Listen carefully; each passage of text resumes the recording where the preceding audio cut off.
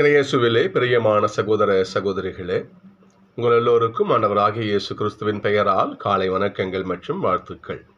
நான் உங்கள் அகஸ்டின் வேதியர். இன்று ஜனவரி மாதம் 12ஆம் தேதி 2026ஆம் ஆண்டு. ஆண்டவரின் மடியில் 5 நிமிடங்கள். ஒரு ஜென் கதை ஒன்று இவ்வாறு வரும்.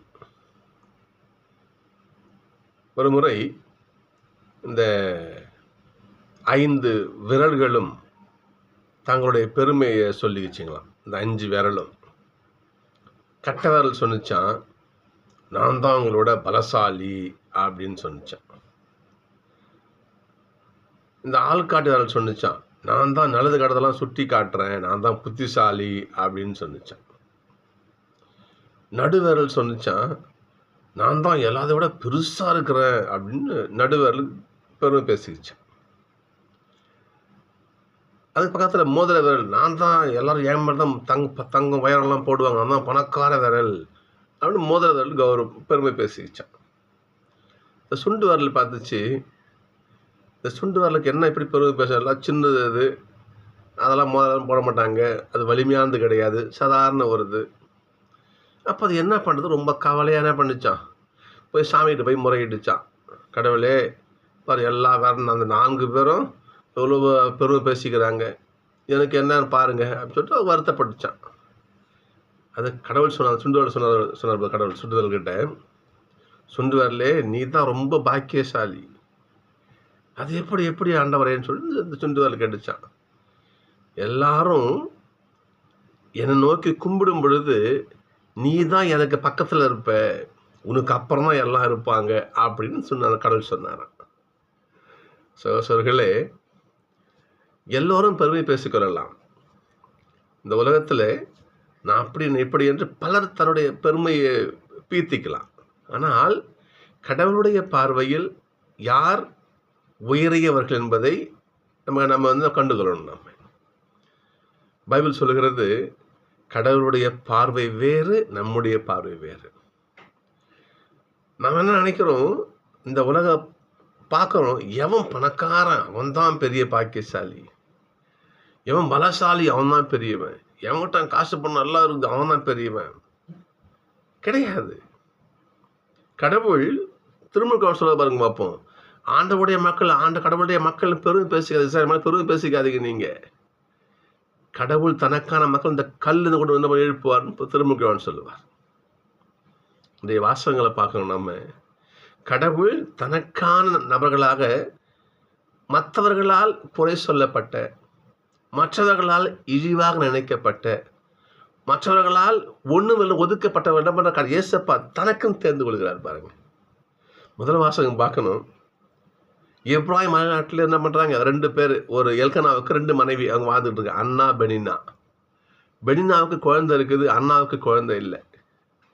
இந்த பெனினா அண்ணாவை கொடுமைப்படுத்துகிறாங்க, கஷ்டப்படுத்துகிறாங்க, சாப்பாடு கொடுக்கறது கிடையாது, இழிவாக பேசுறேன்னா நீ மலடி, நீ குழந்தைன்னு சொல்லி இழிவாக பேசுகிறாங்க.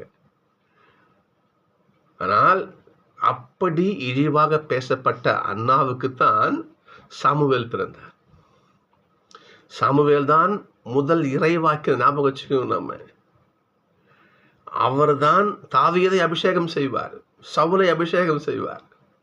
அப்பேற்பட்ட இறைவாக்கினரை அந்த அண்ணா பெத்தெடுப்பாங்க. யாரை பெனின்னா இழிவா நினைச்சாங்களோ அங்கிருந்து தான் மாபெரும் மனிதர் என்ன பண்ணாங்க, ஆண்டவரை கொண்டு வந்தார். நற்செய்தி பாருங்க பார்ப்போம்.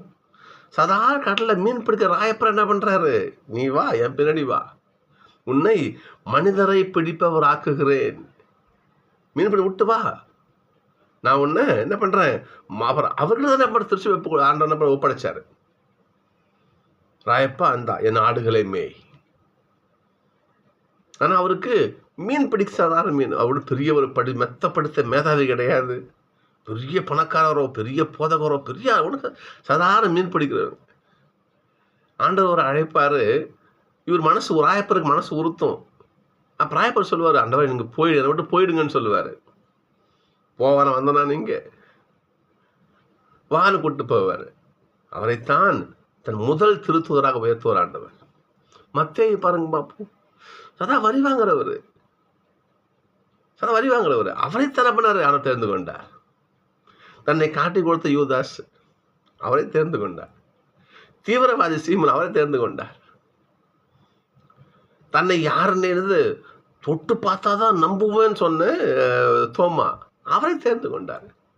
ஏசப்பாவோட கூட இருந்தவங்கெல்லாம் பெரிய பெரிய நபர்கள், சாதாரணவர்கள். மனித பார்வையில் அவங்க சொற்பமாக தெரிஞ்சாங்க. கடவுள் அவரைத்தான் உயர்த்தினார். சொல்களே, நாம் என்ன பண்ணணும், வாழ்க்கையில் யாரையும் இழிவாக பார்க்கக்கூடாது. நீயா இன்னைக்கு நம்ம அப்படிதான் பார்க்கறோம். நம்ம இன்னைக்கு எவ்வளோ பாகுபாடு தெரியுங்களா? இனத்தாலே, சாதியாலே, மொழியாலே, நிறத்தாலே அயல்நாட்டில் பாருங்க பார்ப்போம், கருப்பின மக்களை இழிவா பார்க்குறாங்க இல்லையா? யோசிச்சு பாருங்க பார்ப்போம். அப்ரஹாம் லிங்கன் அமெரிக்க ஜனாதிபதி இருந்தப்போ எவ்வளோ மிகப்பெரிய போரை, உள்நாட்டு போரை நடந்தது. கருப்பின மக்களுக்கு வெள்ளக்காரங்கள் நடந்துச்சு.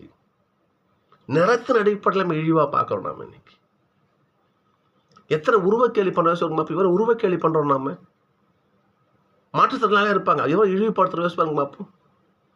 சோசர்களே, அவருக்கும் கடவுள் பெரிய இடத்த வச்சிருப்பார். ஞாபகம் வச்சுக்கணும். நாம யாரும் இழிவு நினைக்க கூடாது. எல்லாரும் கடவுள் ஒரு திட்டம் வச்சிருப்பார். எனவே நாம் யாரையும் வாழ்க்கையில இழிவாக நினைத்தல். முதல் வாசம் பாருங்க பார்ப்போம். பெனினா என்ன பண்ணாங்க, அண்ணாவை கொடுமைப்படுத்துறாங்க. இழிவா என்ன, நீ மாடி, நீ அவங்களை வாட்டி வதைக்கிறாங்க. அந்த நபருக்குத்தான் சமுவேல் பிறந்தார். ஞாபகம் வச்சுக்கணும். அப்போ நாம யார் இழிவு நினைக்கிறோமோ ஆண்டவர் அங்கிருந்து பெரிய காரியத்தை செய்வார். எனவே நாம் இழிவு நினைத்திருந்தால் அவனோட மன்னிப்பு கேட்போம் இல்லையா? சாதியாலே, மதத்தாலே, இனத்தாலே, மொழியாலே, நிறத்தாலே, எதிராலையும் என்ன பண்ணுங்க, அந்த இழிவுங்கிற வார்த்தையை அகற்றுவோம். நல்ல பிள்ளைகளாக வாழ்வோம். அவனுடைய ஆசீர்வாதத்தை பெறுவோம். நாளை சந்திப்போம்.